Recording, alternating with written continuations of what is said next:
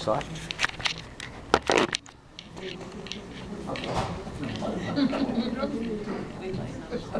Hello, good afternoon. I'm Dr. Taubman.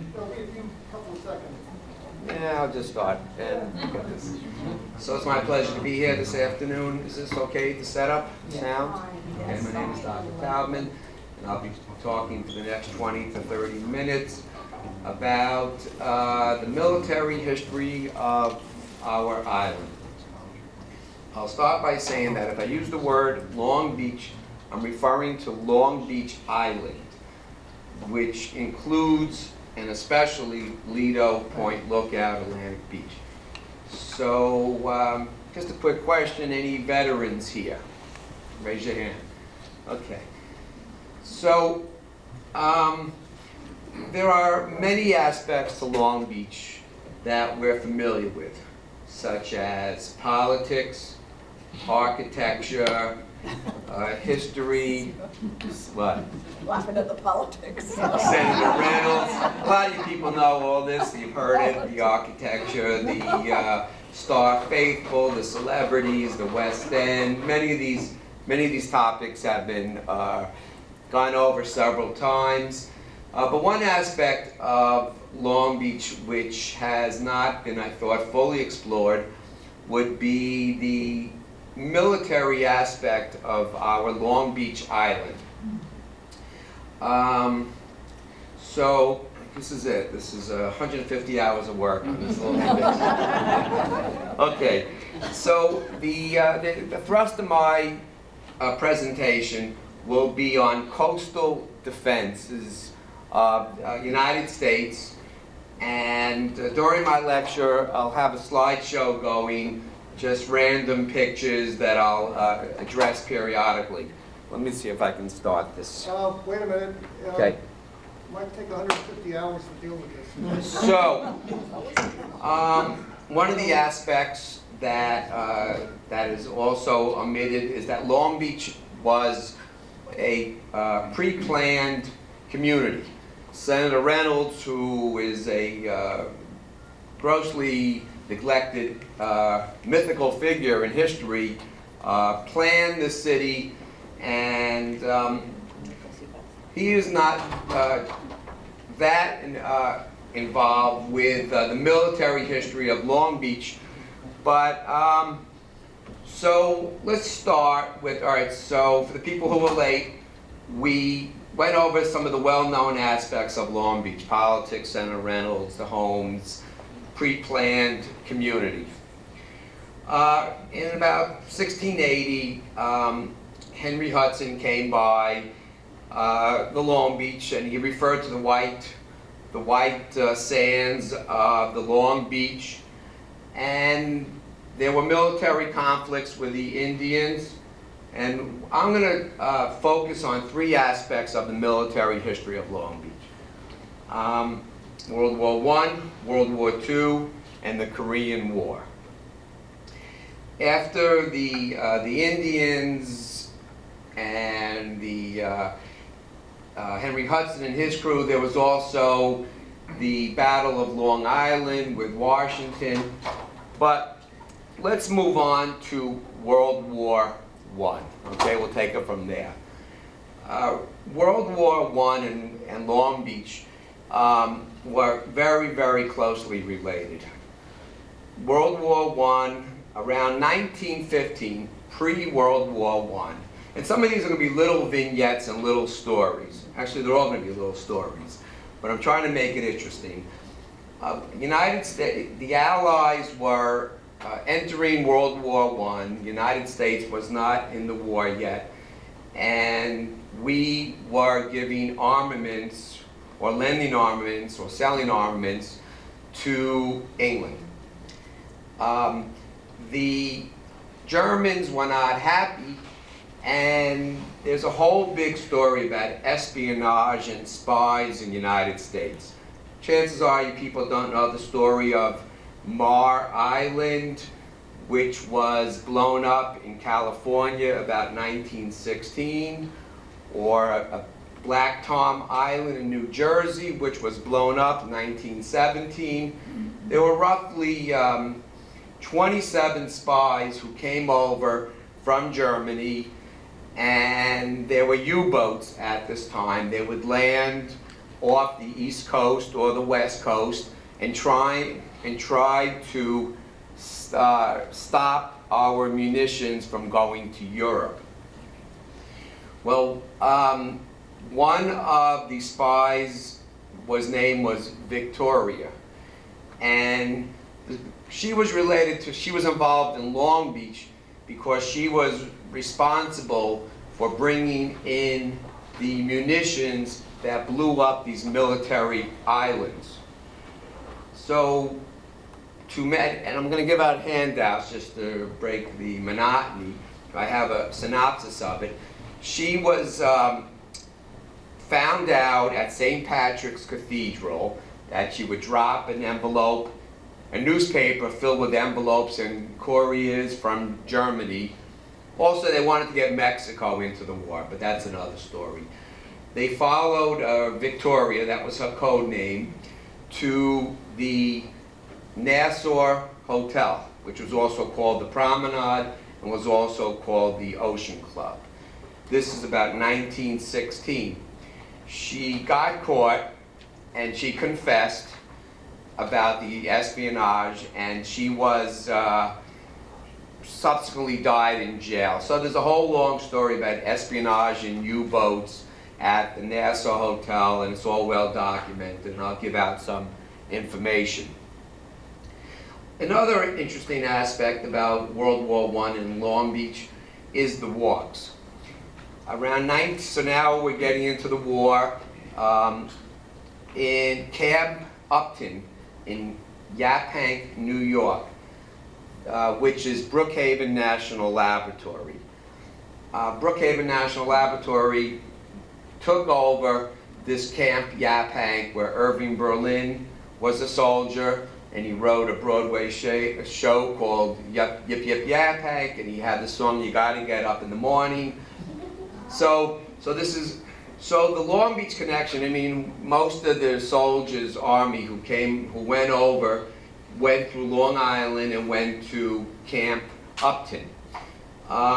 When the war was over, there was a surplus of supplies, bungalows, houses, and barracks.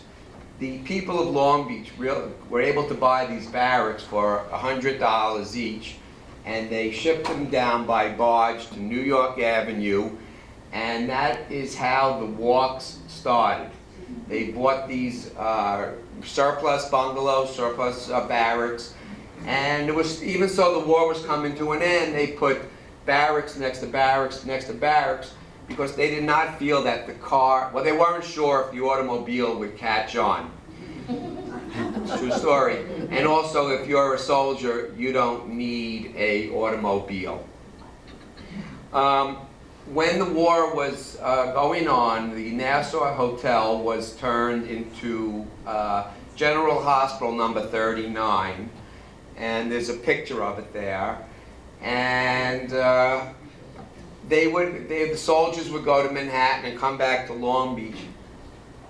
So when one gives a lecture, when it's all over, you're all going to say, well, what did he say? So I want you to take home like 2 or 3 points of each. And just press that thing and maybe it will go by itself. Anything there? No. Okay, well, we'll work out. The last story about World War I was there were 27 soldiers went to the front. 3 were killed. First of all, one of my mentor, Roberta Fiore, her husband just passed away in Florida, but I just wanted to mention that. Michael Valente was one of the soldiers in World War I, and he received the highest Medal of Honor given by United States, the Congressional Medal of Honor. And for him, they have the bridge named after him. Victor Murtha, I can't verify this, but I've heard that he was the first American casualty in World War I. And for him, they have the Victor Murtha Veterans of Foreign War Lodge named after him. There was another guy, Crowley, Edwards. So that's the story of Long Beach in World War I. A, espionage. B, the walks from camp Yaphank. C, the Nassau Hotel. And D, Valente and Murtha and our heroes. Moving on to World War II, there's a fascinating book, if you haven't seen it, by Paul Jackson, a local historian, that gives the real each individual had their own stories, and this book goes into individual families and their histories, and it's a fascinating read. I'm just giving the facts, and Long Beach Island, once again, I'm not omitting Point Lookout, was all about World War II. We'll start by the East End, where we had the Coast Guard station. Now I'm going to leave out the Merchant Marines, the Coast Guard, the Air Force, because there were always planes going over. And let's start by Lido Beach. Lido Beach. Was anybody? Do we have any World War II veterans here? Okay. Lido Beach was 99% exclusively military. The salmon pink hotel, Lido Hotel, was taken over by the Army and became an amphibious training center for the Army and the Navy. It was obviously painted battleship gray, and the entire Lido area was filled with tanks, amphibious vessels, buses. You could only imagine. Most of the recruits would go into Lido Hotel, and they would spend anywhere from 4 days to 4 weeks there in basic training. If you were a tractor driver, you became a tank driver. If you were into electronics, you became a radio technician. So you got assigned to whatever aspect you were an authority in. Continuing about the Lido Hotel, it went through various names. It was a U.S. Naval Hospital. How are we doing on that? Can we just click this and get it to go? I'm trying to follow the instructions. Here we go. Anything there? No. How come we don't see it up there? Yeah, I Not got responding. it. Not responding? The thing is, the technician who could help us out is out for lunch. All right. So, we don't need it. I got all the information. Well, we'll still try. Trying. All we have to do is hook up. All we have to do is hook up the Well, I'm white. trying to get the menu, and there's Right. no menu on the screen. It's not responding. It did before, but Well, I can pass out some books. All right. So, here are some handouts. I'll take care of it. Just take a couple. Take one and pass them back, and I'll bring some to this side and that side. This is like a. Try to keep the audience involved. Take one and pass it back. Confuse everybody. They're all different. So, I can't really, I'm sure people that were here can remember how Lido was entirely military. They had the planes going over with target practice. They had the amphibious landings. This is where United States prepared to go into Japan and island hop.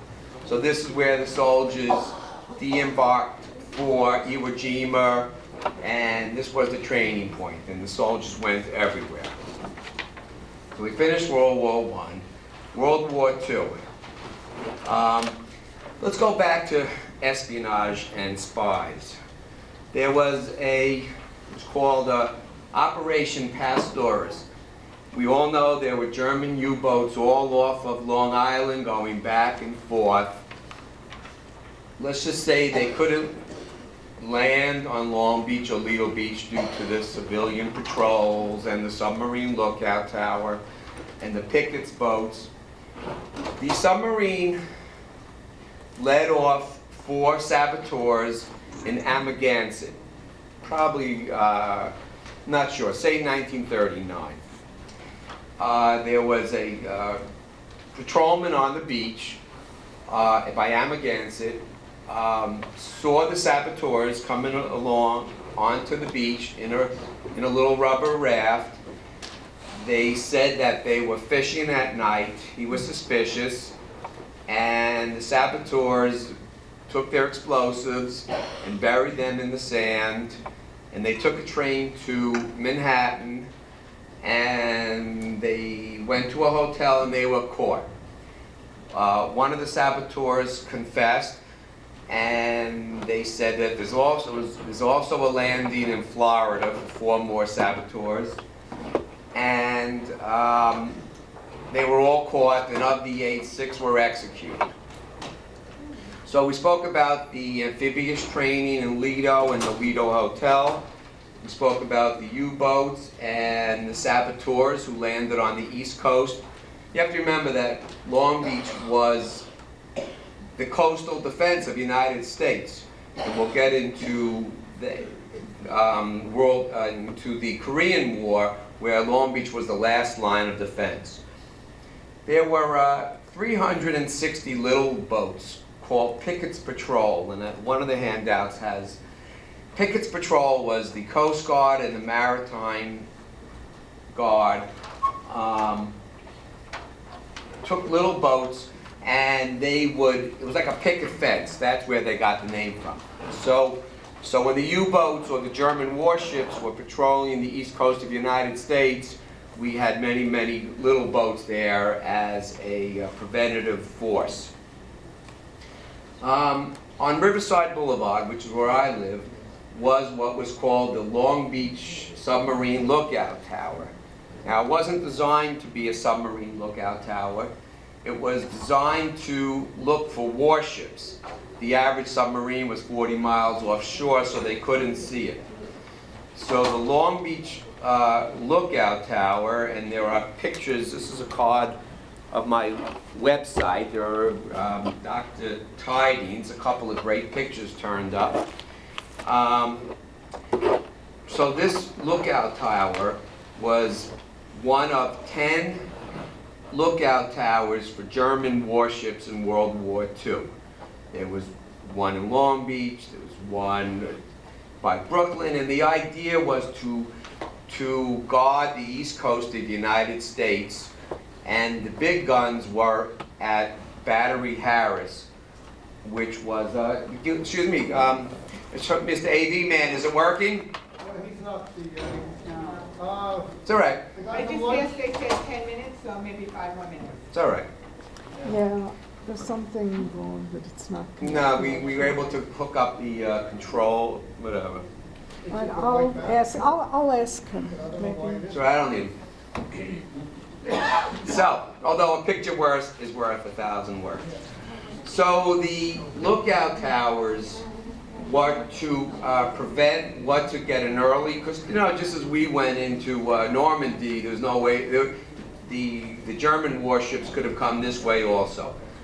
So over at Battery Harris in whatever that is, Gilgo Beach, that's where these huge guns were, and they would triangulate the guns to hit the boats, hit the German warships out there. Now there were German warships, and of course there were lots of submarines, and obviously that it worked. And there were also fire command stations, which were somebody would. You remember any of this stuff? Is this digging into your memory? Well, anyway, we're all right. So we got Riverside, and there's probably some underground bunkers that haven't been help. All right. So the way it's going to go is that I'm going to talk about the Nike Center now, and then I'll do my slide presentation. he's not here. So for some reason, this is not connected to the main. Yeah, I could walk around with this. Happened at one of my wife's dental lectures. All right, so we're going to move on to the Cold War, the Korean War. And we're not going to get into semantics over what is a war. Is there a war on terrorism? Was the Korean War an actual war? Was it a declared war? It wasn't. Let's just talk about the Nike system. Towards the end of World War II, the Germans had buzz bombs and rockets, and United States realized that fixed armaments could not knock down their long-range bombers. So starting at the end of World War II, the United States developed surface-to-air missiles. There were roughly 300 Nike bases across the United States to protect the metropolitan areas. This was the Nike base, which is still here and hopefully will never be taken down because it's a real landmark and it's relatively preserved. And there might even be a missile or two under the ground there. But that said, they were surface-to-air missiles.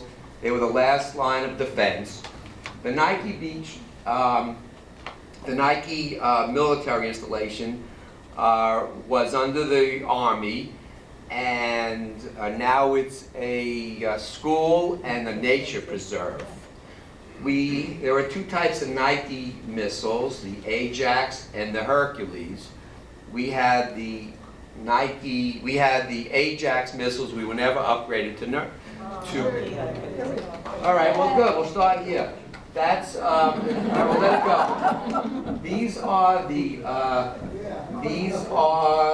fire command towers in Atlantic Beach. Okay. This is a barracks at Camp Yaphank. Good. Let's see now. Just good. Now remember, Long Beach was established by the Coast Guard, and these in 1849. These are the names of the these are the names of the Coast Guard. That's my friend Andrea Kaiser's father. I got some friends' pictures here. This is the Kaiser family, and I threw some just to make, because we're talking about war, and I'm just glossing over it. But each one of these things,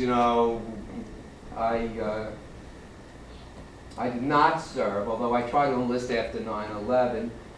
Here's an article with my name in it showing the Submarine lookout tower on the right-hand side. That's on Riverside Boulevard, which was torn down many years ago.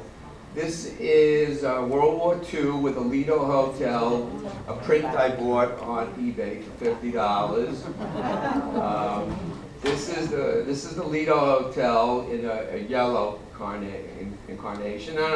You all know about Senator Reynolds' dreams and this whole thing. Soldiers at the Lido Hotel, and of course females played a major part in the military history of the United States on many different levels. This I took last week. This is the remnants of some of the training grounds in the Lido Hotel, which is also called the Lido. This is the Battle of Long Island with it is the East Coast, but I just threw it in there because I thought it was a nice picture. Just to okay, this is the floor plan of the Long Beach lookout station. Coast Guard artillery, Cape May. You go to Cape May, you can actually go up one of these towers, and I borrowed this from their site. This is Riverside Boulevard, beach on the left. You see the base of this is how it looks now, but the tower is on the right. That's me. So, Mitchell Field, we're not really getting into military, but Air Force. But the Air Force and the ladies working over in the Air Force base is right here. Lido Hotel, and it is beautiful now, and they restored it to its glory. Let's keep going. These are posts that, this is still there, by the Lido Hotel to have what do you want to call them? The things to stop the submarines from coming in. They would go under the ocean, and they're still there. Coast Guard artillery. So, so Long Beach really was an integral part of the defense of the East Coast in World War I, World War II, and Korea War, which we're talking about now, the Cold War. This is a picture I took of the Nike Center from outer space. That little, and that's how it looks now if you're from a satellite. Somehow I hacked into it. These are some trucks that are still in the Nike Center. Nike is the Greek goddess of victory, and that's where that comes from. And these are, it's still in existence. And if you talk nice, this is General Hospital 39, which is the Nassau Hotel, was taken over by the military. This is a floor plan of the submarine lookout towers, and I'm pretty sure that there's still some. This is a Nike launching pad that's still in existence over at the Nike Center for the Ajax missiles. This is my friend Mr. Dorfman took this. They had parades in Long Beach, and they would march these missiles through the town, and another launching pad, which is untouched at the Nike base. I guess the missile would come up. They would not shoot it straight down, because when the rockets fell, they would land on your head. That's Valente, World War I, wearing his medal, congressional medal. And I believe that's in City Hall, that picture. Okay, Long Beach Post 666. They have obviously Jewish war veteran posts, and another 20 slides. This is just a random picture of, if you look after, you can see David Barham over there. They were bringing the school kids out, and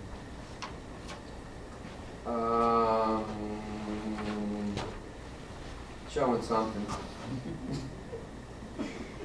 Long Island, all right. The submarine lookout towers and the foundation.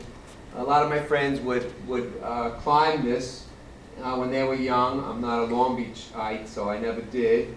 And apparently it was pretty scary. When was it knocked down? It was knocked down in, I believe, the early 70s, but I won't swear to that. Another view, and the foundation's still on Riverside. I was involved in trying to preserve at least the foundation with the surf contest. The Quicksilver, this is another view. And it's possible that there are two towers. I have to ask somebody. I might have discovered a second one. That's the fair in Long Beach. This is Atlantic Beach. There was a restaurant there, I forgot what it was called. It was a nautical theme. And that would coordinate the guns, the big guns that would protect the New York City. This is just showing, I did a lot of research. S7 and S8 were the concrete lookout towers. So one of my patients, Joseph Trackman, and they all had their role in the war in different angles. This is on the left is a fire control tower from Atlantic Beach. Just local servicemen. They kept lowering the age from 21 to 18 to 17. And a U-boat. I'm making this up, but there were roughly 200 U-boats off of Long Beach. But it is true, and if you really want to research it, you can. But they were there, and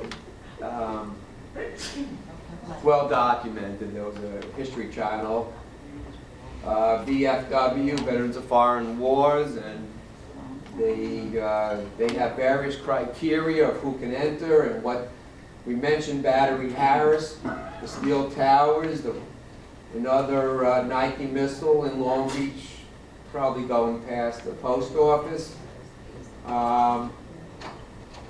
So everything I said is well documented, and just wanted to. It's another story that it was. There's no truth to it, but no. This might have been a Chinese a lot of these things, are, and no one's going to write that. It's where the Chinese had their towers in. Now, Vietnam, Long Beach has, I'm not going to get into our history, but we have plenty of military stories with Vietnam and the present, which I'm also going to defer because the future defines the present. So this is Vietnam. This is a parade in Long Beach that I transferred from video of the missiles coming through town. And this is how the lookout towers, this is the foundation of it, just a random picture. Some of the walls were torn down by the city, it's a long story. This is Camp Yaphank, 1918, some of the soldiers out by Camp Upton, out by Yaphank. Another Ajax Nike missile launching pad from the Nike, and another launching pad. The doors would open up, a magazine of 10 rockets would come up, and the idea was that the Russian bombers would fly very high, and the idea was to set up these missiles and knock out a couple of bombers at the same time with nukes. And I remember going into my locker, putting my head into the locker in Valley Stream, but it was a very tense time, and of course Long Beach was on the front line. The Nike surface-to-air missiles became obsolete due to, this is now Long Beach now recently with the military training here, due to the submarines. So there's no sense having a fixed launching site if they're going to be on the move. So that was what was the end of the Nike missile bases, that mobile launching. Long Beach soldier in Iraq. Can't really talk about the conclusion of this lecture because the conclusion of the war in the Middle East is, there's no conclusion as of yet. So this is the age of perpetual wars. This is over by the Lido Hotel behind. Lieutenant Mitchell passed away, United States Marine Corps. And so this is the age of perpetual wars. There's only been 6 months of history without wars. That is Major General Upton, with Camp Upton is named in Suffolk. 1 million people, 1 million soldiers came through that's an entrance of the Nike Center to go into the earth. 1 million soldiers, when World War II ended, came through Lido.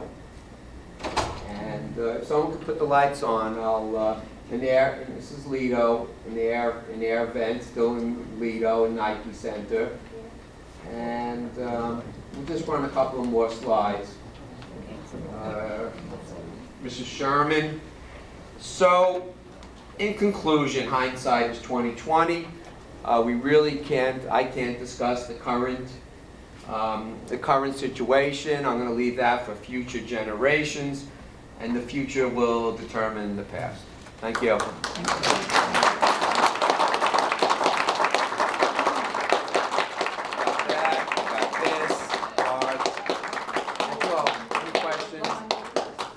I got some picture books here if you guys want to look at some. Yes, sir. I was discharged from the Lido Hotel. Right. And I was wondering, have the... You have any pictures we haven't seen? I'm sorry? You have any photographs? No, I don't. So go ahead. Myself someplace over here. Yeah. I was in the martial arts. Okay. I was wondering, that Congressional Medal of Honor. Right. Has the name been changed now to the Medal of Honor? I don't know.